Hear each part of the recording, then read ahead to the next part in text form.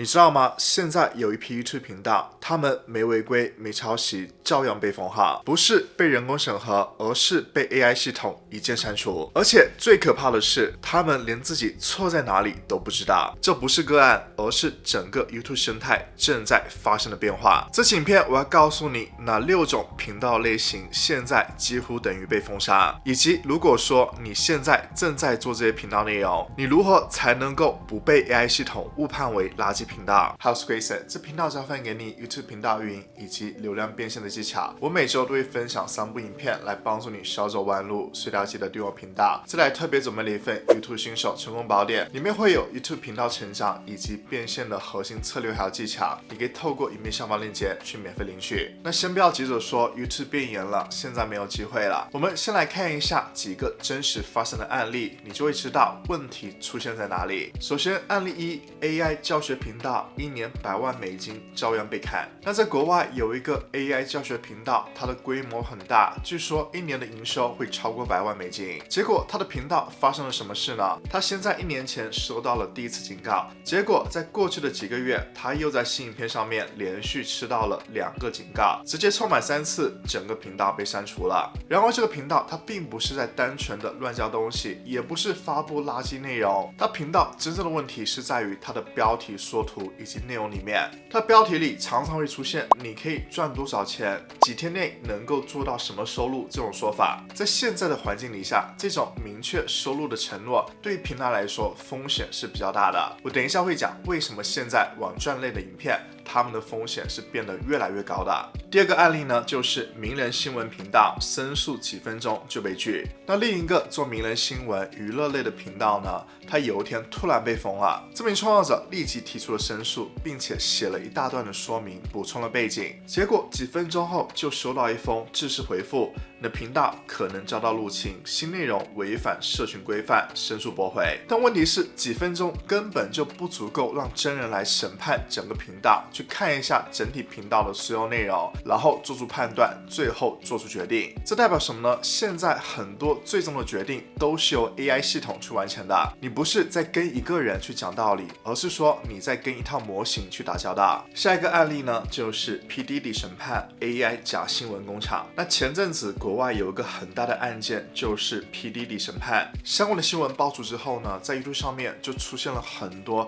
看似很专业的影片，比如说缩图用 AI 生成，把 Jay-Z、布拉德皮特、Oprah 等这些名人放上被告席、证人席，标题上写 Jay-Z 崩溃落泪，我快死了 ，Brad Pitt 出庭指控 Diddy， 配上 AI 的声音，剪一些真实新闻的片段，再混 AI 图片。但问题是，这些引言通通都是假的，这些事情根本就没有发生过。有媒体报道，仅仅26个频道，他们就做出了超过900部这样的影片，1年内累计超过了7000万次的观看量。YouTube 的反应是封锁了其中的16个频道，并且取消了其中一些频道的盈利资格。这件事情对 YouTube 拿到的信号只有一个 ：AI 加假新闻加敏感议题，等于对平台公信力的巨大风险。所以这一类的内容是现在被平台重点狙击的。下一个案例呢，就是 AI 假真实犯罪频道。还有一个很夸张的案例，有个频道专门做 True Crime 真实犯罪纪录片，画面很专业，旁白也很像是纪录片，讲各种害人的谋杀案。其中一支影片讲的是在美国某个小镇上面发生的凶杀案，这部影片获得了超过200万次的观看量。结果当地的记者去查，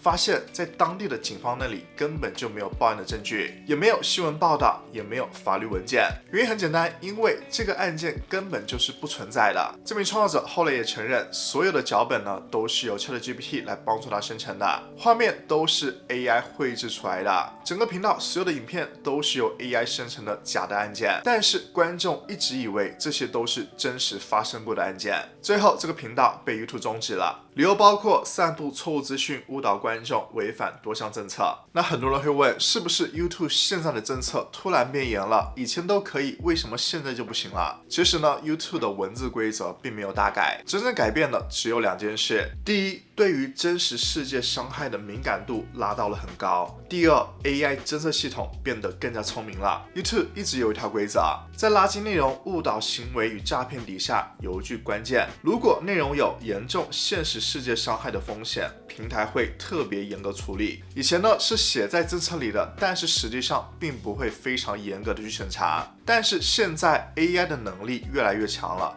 所以靠 AI 能够去更高效的去找到这些线索。所以呢 YouTube 就真的开始执行了。在2025年7月15号的时候 YouTube 更新了它的合作伙伴计划条款，多了一条非原创内容。用白话翻译一下就是，你的内容必须有明显的原创性和真实性，才能够持续享有盈利资格。如果说你是大量用 AI 生成影片，几乎没有加入人类的创意、观点整理，看完影片之后，观众没有得到清楚的价值，那就算你没有抄袭，你的影片也是会被归类到那些不值得发放广告的那一边的。从2025年5月开始 ，YouTube 又多了一个重要的要求，只要你的内容里面有逼真的 AI 生成或者是修改画面和声音，上传时候一定要勾选包含变造或者是生成内容，特别是以下的情况，让真实人物看起来说了或者做了他没做过的事，改动真实事件、真实地点的画面，生成看起来超真实但是现实中不存在的画面，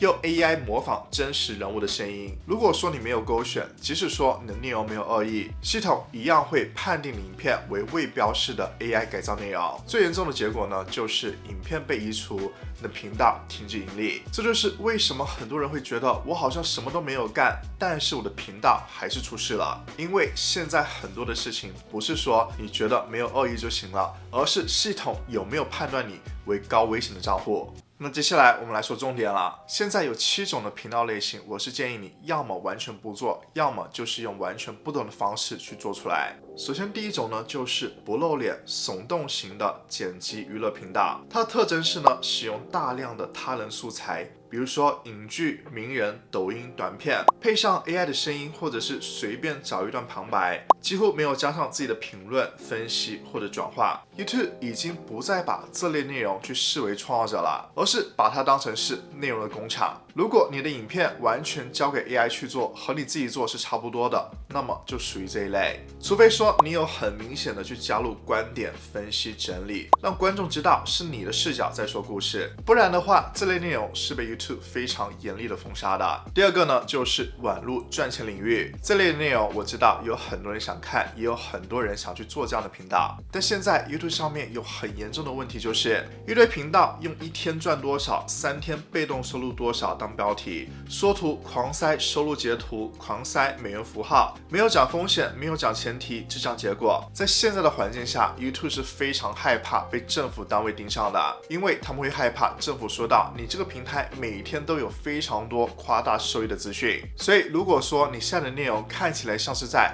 如果观众看完了这部影片就能够赚到多少金额的钱，或者用标题缩图来暗示观众看完影片就能够稳赚多少收入，这些内容都会可能列入高风险内容，是很容易会被 YouTube 的 AI 侦测到，并且封杀你这样的影片的。但是这也不代表你完全不能够在你影片里面讲到收入，而是现在你应该把重点去放在你是如何搭建起这样的商业模型的，你实际是怎么做的，你踩过了什么坑，还有就是观众应该用什么样的心态来看待这种教学，而不是照做就赚，能够稳赚多少。下一个呢，就是 AI 出自烂照频道。这类的频道呢，很典型的就是去到一些论坛上面去抓故事，然后复制粘贴，全部使用 AI 来写脚本、AI 来配音、AI 来生成画面。这类型的影片完全是看不到创作者的创意还有真实感的。睡眠音乐、冥想频道以及放松频道呢，都是有这样的问题的。他们只放一首音乐，然后用 AI 生成的画面去循环播放，从头到尾没有引导，也没有内容。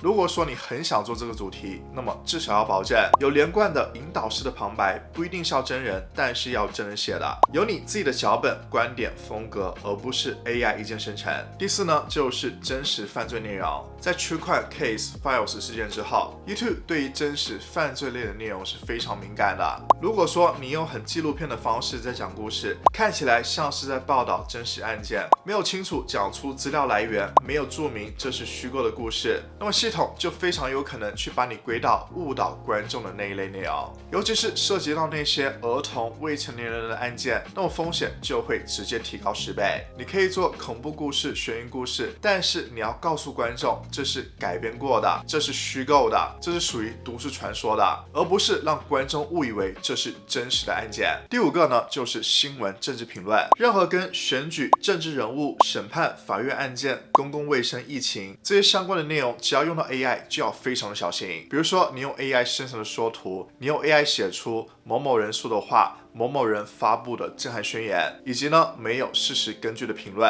这些内容很容易会被归为错误资讯的。所以在这个领域里面，最保险的做法就是只讲有明确来源的资料，不捏造引言，不乱用他人的肖像做剧情，不用 AI 去脑补事件的发展。下一个呢，就是名人八卦、娱乐花边。如果说你常常用 AI 把名人合成在某个场景里面，说图上面写他们根本没说过的话，标题故意用假爆料引人点击，那这些都算是欺骗性的说图、总结资料。现在 YouTube 对于这些行为都是非常不客气的，你可以做分析、做评论、做事件的时间线，但是千万不要让观众以为这是真实发生的，或者说你虚构了一个剧情。下一个呢，就是警察随身摄影、社会冲突画面。如果说你拿警察的随身摄影、监视器的画面、冲突的影片来做剪辑，但是你断章取义，刻意剪辑出某个角度，让观众会觉得发生了别的事，没有清楚的说明背景。再加上如果说你涉及到了正在进行中的案件或者是法律程序，那么这样的风险是非常高的。另外，把别人剪辑好的影片去进行重新组合，做成一个合集，没有任何的评论、任何的创意，也是风险非常高的。那讲到这里，你可能会想，那是不是我什么都不能做了，用 AI 一定就会被砍？其实呢，完全不是。你只要记住关键的一句话，那影片有没有你这个人的价值在里面？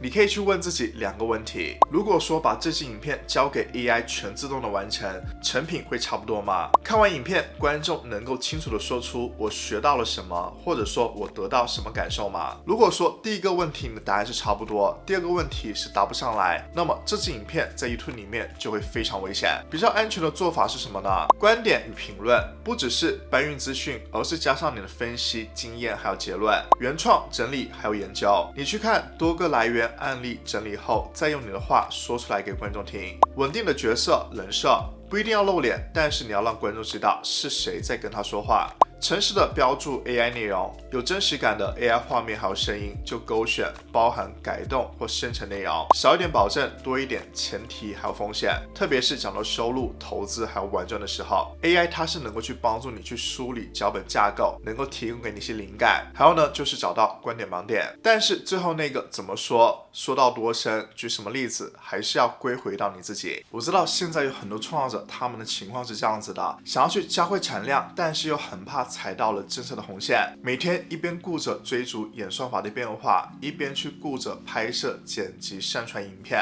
但是你不可能每一天都去关注 YouTube 平台的变化，去看国外的论坛，去测试它的每个新的功能。这也是为什么我创立了一个创作者社群创意联盟。这不是单纯的课程，而是能够让一群创作者共同成长的完整系统。在里面我们会提供多面向的课程内容，从 YouTube 频道经营、AI 创作工具、数位产品，再到行销和变现策略，来帮助你一步一步的去建立起属于你自己的艺人公司。还有呢，就是每月的专属直播培训，我会在直播里面提供最新的平台趋势、最新的频道成长还有行销策略，回答会员的问题，让你第一时间就知道哪些策略现在还是有效的，哪些策略已经被演算法淘汰了。还有一个非常重要的就是社群的互动支持，不只是你在学习，更有一群和你一样的创作者在里面，大家会互相分享、互相交流，一起完成每个月的创作挑战。你并不需要一个人在盲目的乱猜乱试了。在创意联盟里面，我会带你把重点放在如何透过 YouTube 与内容打造可持续的收入以及自由时间的事业。如果你想在2026年真正的开始稳定经营，不再迷茫，那么创意联盟就是你最佳的起点。你可以透过影片下方链接去了解更多。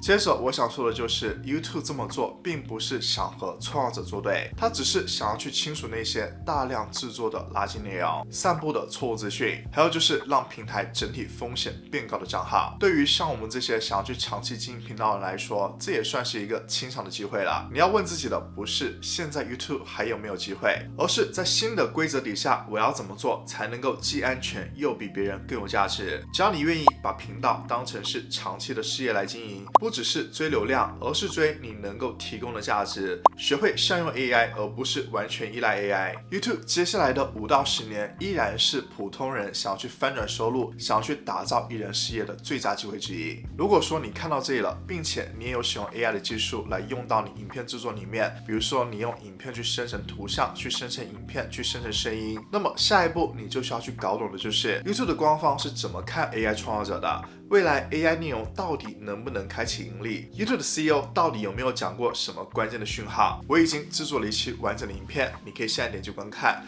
看完之后，你就会非常的明白，现在 YouTube 对 AI 是怎么看待的，以及你最关心的到底应该怎么用才会被演算法喜欢，并且能够保证你频道能够长期的变现。现在就点击观看，这期影片非常重要。